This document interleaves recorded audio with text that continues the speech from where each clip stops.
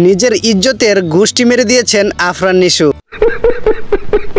প্রথম আলোর অনুষ্ঠানে যখন কিং খানের সাথে একই স্টেজে পারফর্ম করতে যায় তখন আফরান নিশুর অবস্থা। দর্শক আপনারা বলেন সে এগুলা কি করতেছে। নিশুর এইসব কর্মকাণ্ড দেখে আমার মনে হচ্ছে সে কোনো অ্যাওয়ার্ড অনুষ্ঠানে যায়নি, মনে হচ্ছে কোনো যাত্রাপালাতে বান্দরের নাচ দেখাচ্ছেন।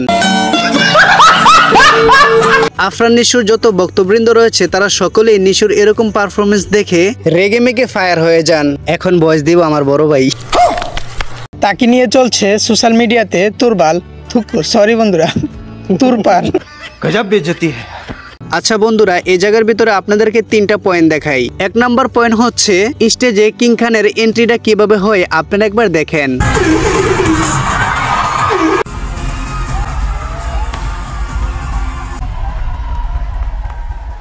তো বন্ধুরা 2 নম্বরে আপনাদেরকে দেখাবো কিং খানের সাথে পাল্লা দেওয়া মঙ্গল গ্রহ থেকে ছুটে আসা এক প্রাণী কিভাবে স্টেজে এন্ট্রি নেয়।